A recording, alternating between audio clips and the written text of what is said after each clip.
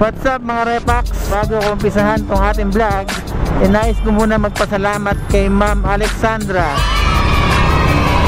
para sa ating bagong riding gloves, which is some brand niya is Pax, then leather yung ilalim. So maraming salamat sa iyo Ma'am Alexandra sa sponsorship na itong riding gear na Pax. Shoutout nga pala natin yung mga motovlogger kong mga kapatid sa Cadena Rider, which is number 1 dyan si Sir Lodi Biray. Yan, Sir Lodi Biray, subscribe nyo rin siya sa kanyang YouTube channel. Shoutout natin si Sir Salvaje Motovlog and TV. Yan, i-follow nyo rin siya sa kanyang YouTube channel, Salvaje Motovlog and TV. Shoutout nga rin pala Cadena Riders Club. Hanggang kailan tayo maghihintayan? Ang dami ng open city, oh. Pwede na tayo mag-rides. Well, pero kung hindi pa talaga po pwede, ako na lang muna. What's up mga repa? Today meron akong multiple submission ng mga plano. Punta muna tayo ng MyTown LA. Then after natin ng MyTown LA, punta naman tayo ng UP site. Tapos merong tatlong for deposit, which is merong Sterling tsaka dalawang video. Then after nun, kung kaya pa ng oras natin, dediretso tayo ng Taytay City Hall. So time check 11:05. So try natin kung makukuha to lahat kasi medyo parang tanghali na tayo. Tapos umulan pa kanina, mabubuti na lang tapos na yung Sterling natin. So hindi na nga natin nakunan din kanina gawa ng kailangan kasi hangga't maaari matapos ko yung ginagawa ko. Pero kung hindi naman natin talaga kakayanin at kakapusin tayo ng oras, pwede natin ipagpabukas yung sa City Hall ng Taytay. So wala na tayong dapat pangaksayahin ng oras. Let's move! What's up mga Repax? So papunta na tayo ng BDO Ortigas. BDO Ortigas, meron akong dalawang deposit doon, isang cash card at saka isang account card.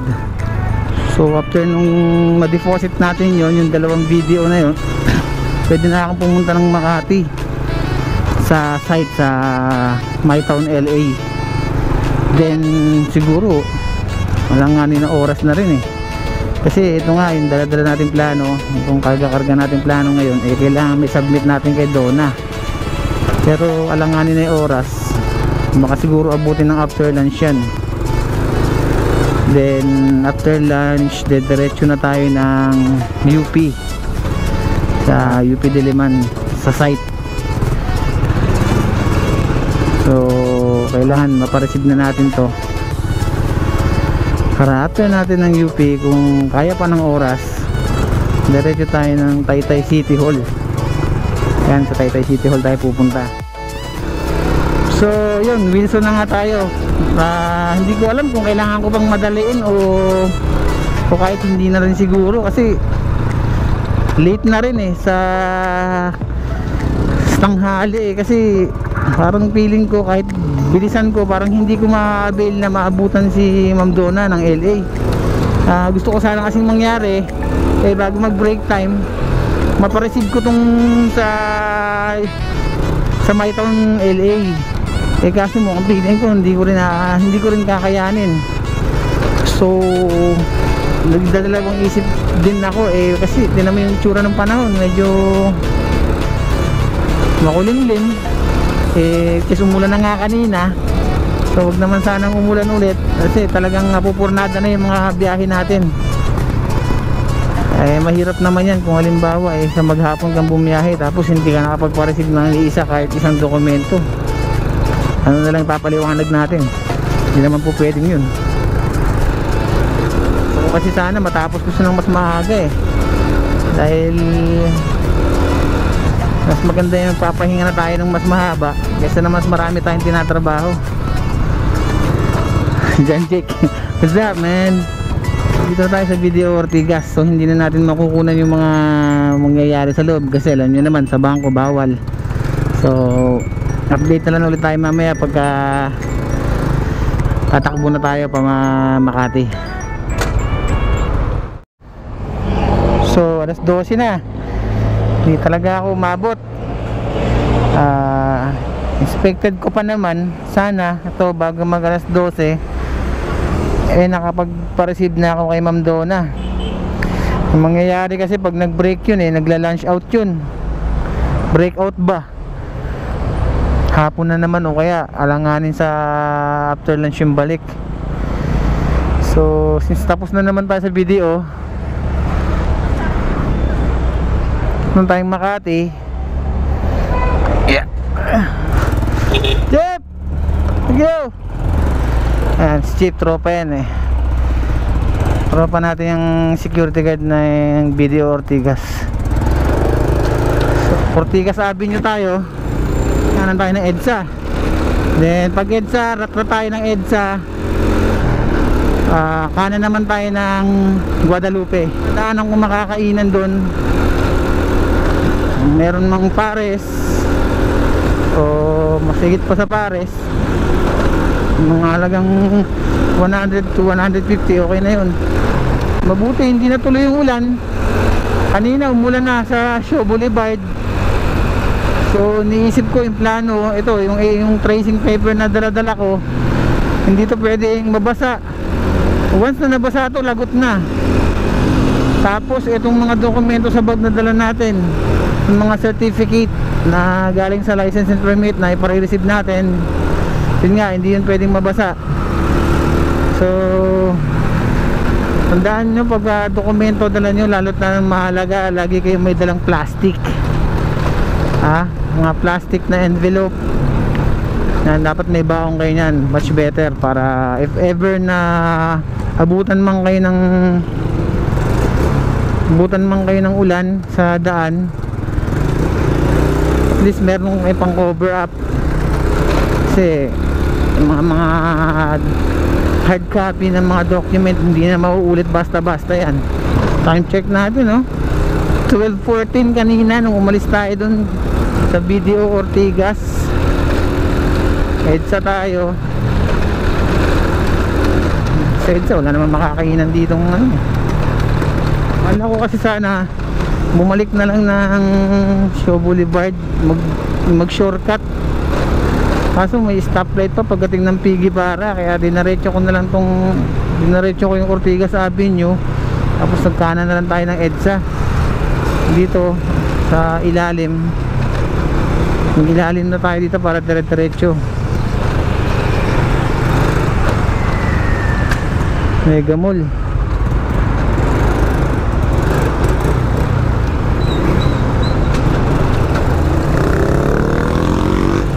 Feeling busog yung yung plano.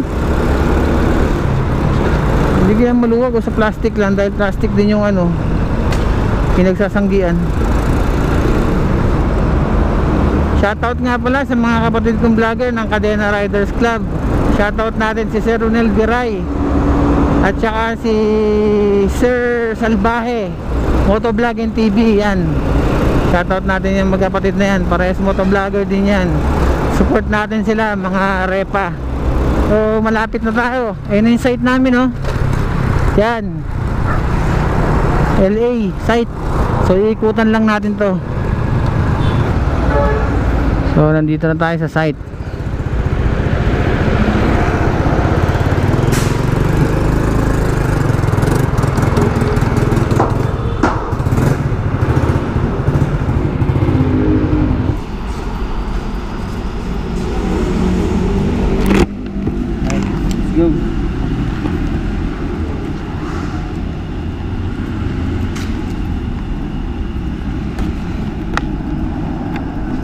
Good afternoon, sorry, si Ma'am Donna po.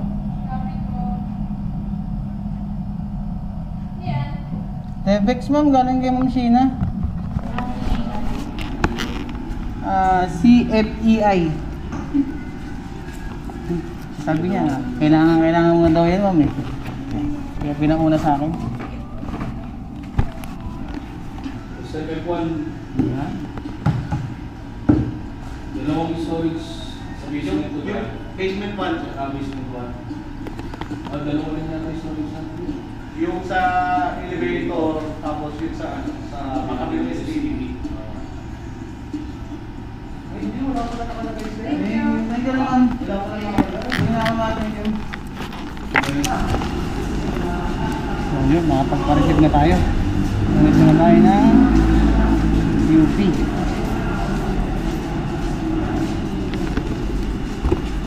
Alright.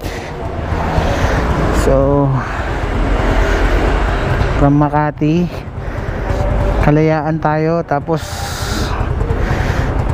pasok tayo ng C5, tapos diretso tayo ng UP Diliman.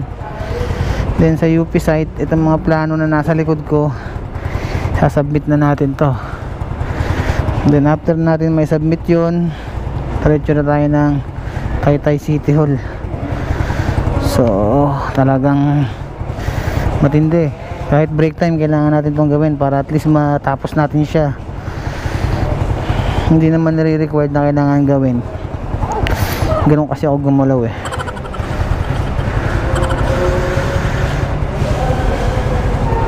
Salamin tayo, mainit. Alright, Manny Moto Vlog, let's move. Buti na lang kahit break time eh nireceive ni Ma'am Donna. Iniisip ko nga buti walang sumpong, kasi minsan pag may sumpong yun hindi natin siya pwedeng agarin, kasi syempre gustong-gusto natin siyang agarin dahil mayroon pa nga tayong pupuntahan, hindi lang isa, dalawa pa, magkalayo pa, isang Quezon City at isang Taytay. So buti na lang wala siyang sumpong, ni-receive niya agad. So ginamitan na lang natin ng mga moves na sabi ni Ma'am Sheena, kailangan mo raw, kaya kahit break time eh pinahatid. What's up guys? So kung Pasig na tayo, pero along C5 road pa din. Sige, pasok mo. Ako na lang, ayaw mo. Alam ko, ayaw mo eh. Hindi ka pwedeng mangayaw-ngayaw. Hindi kayo sabing pasok mo agad.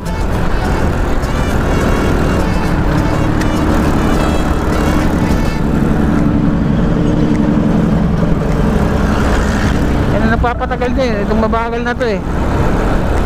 Kasi kargado yan eh. O, diba? Eh pagdating naman dito, wala na mga traffic. Sus, patatagalin niyo pa ako sa kalsada. Hindi ako magaling. Madiskarte lang. Mga ganyang bagay eh, hindi na para magpasunog tayo sa init ng araw. Mag-diskarte tayo kahit pa paano.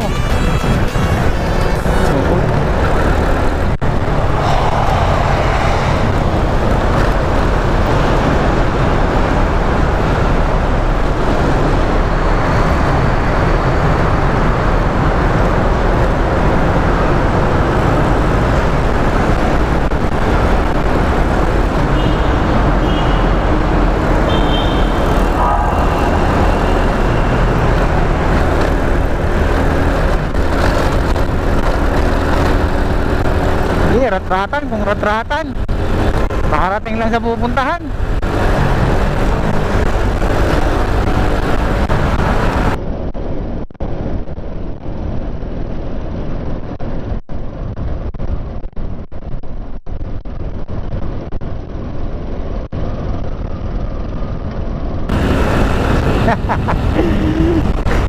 NMAX kinain ng Wave 100, luma pa. Alright, nasa UP na tayo. So dun banda no, sa unahan, dun yung site na pupuntahan natin. So konting tiis na lang sa mga malalaking truck, at saka sa traffic, at saka sa init. At matatapos na ang ating 1, 2, 3, mga 4, ang pang-ating 4 na itinerary. Alright, so tayo ng campus ng UP Nasa loob tayo ngayon ng campus ng UP. So itong eskwelahan na to, pag hindi mo to kabisado, mahirap magpaikot-ikot dito. O diba, nasa UP site na tayo. Opa, pahihirapan mo pa ba ako, unggoy ka?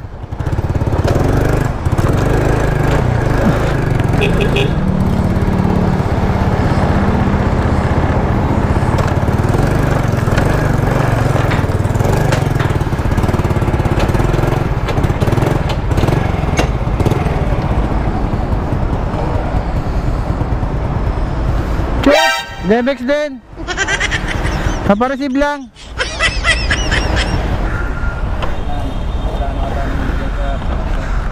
Phase 3? Sino mag-receive nito, sir? Ano ba yun, sir? Kay Bernabe. Ayun. Wala ba? Phase 3? Puro mga tracing plan lang eh. Hindi. Ano? Tracing plan na lang eh. Asbelt. Asbelt?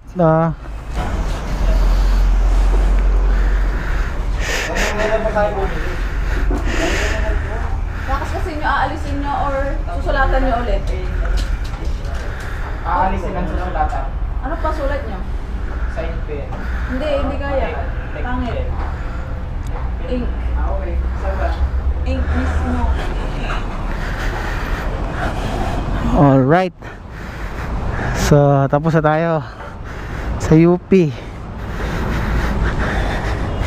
Punta na tayo ng, teka lang, next natin is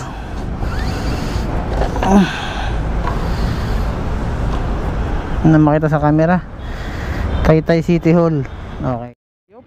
So nandito nga tayo ngayon sa UP Diliman site, Quezon City. So naisubmit na natin yung tracing paper kasama ng receiving copy. Since tapos na tayo dito, papunta na ako ngayon ng Taytay Rizal. So ang plano kong maging rota, baka it's either na Marcos Highway ako, then after ng Marcos Highway pumasok na lang ako Cainta, Ortigas, then yon sa may junction Rizal na. So wala na tayong dapat aksahin pa na oras. Let's move mga repa.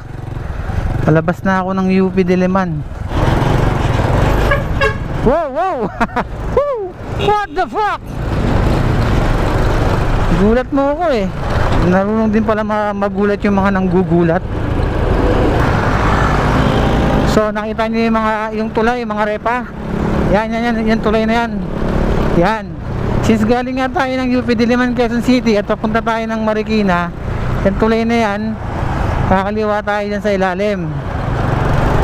Yan, papasok tayo dyan, kaliwa tayo dyan, iilalin tayo.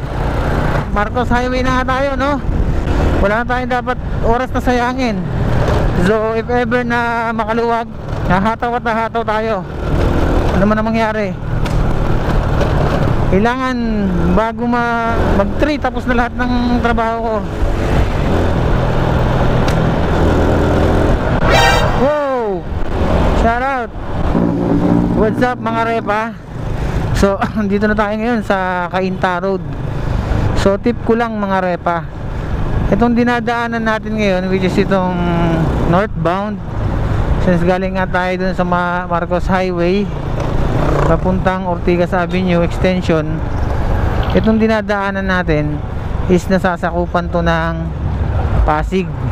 To so magkaiba ho yan, which is Cainta Road to, pero para sa kaalaman nyo mga repa, this is the borderline between Pasig and Cainta. So itong northbound na dinadaanan natin is sakop to ng Pasig. Then yan namang southbound sa kabila, kung makikita nyo, is Cainta. Kaya mga repa, kapag nagkaroon kayo ng problema dito, dapat alam nyo kung sang saklaw kayo pwedeng mag-report, or kung sinong mga traffic enforcer na pwedeng mag-assist sa inyo. Kasi hindi naman pwedeng, halimbawa nagkaroon ka ng problema dito sa part ng northbound, ang aayos ng problema nyo yung taga Cainta, hindi pwede yon. Kaya tip ko lang mga repa, Ulitin ko, this is the borderline ha, between Pasig and Cainta. So lapit-lapit na rin tayo lumabas ng Ortigas Avenue Extension. So update tayo ulit pag malapit na tayo sa Taytay City Hall. Ortigas Extension na tayo, paakit ng Tikling. So pagdating ng Tikling, kanan tayo papuntang SM Taytay. Then dire-diretso lang along Highway 2000. Pero alam ko hindi naman sa Highway 2000 yun eh. May beside lang nung Taytay Public Market. Tapos papasok tayo dun sa loob papuntang City Hall ng Taytay. Angono, Binangonan, Cardona. Dito ang mga way niyan. Pag pupunta ka ng Angono, pupunta ka ng Binangonan, at pupunta ka ng Cardona, dito ang way. At meron pa palang isa. Pag umuwi ako sa amin, dito rin ang way. Ha? C5 ay C6 pala. Hindi na ako dumadaan, C6 ako pa uwi. Oh my god.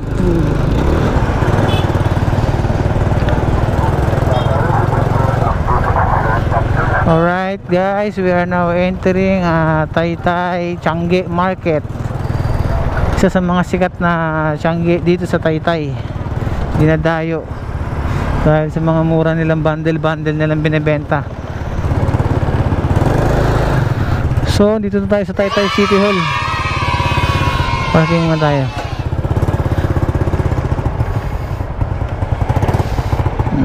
So what's up guys, nandito na ako ngayon sa Taytay City Hall. So kailangan makapunta ako ng zoning, tapos hahanapin ko si Mr. Wesley. So hindi ko rin alam kung saan, tatanong ko muna, balikan ko kayo mamaya guys. So yun, natapos na nga rin tayo. Time check 2:44. So nag start ako kanina ng 10:16 ng umaga. So punta nga ako ng unang pinunta natin is Makati. Then after natin mag Makati, pumunta tayo ng UP Diliman. Then after ng UP Diliman, dito naman tayo dumiretso sa City Hall Taytay.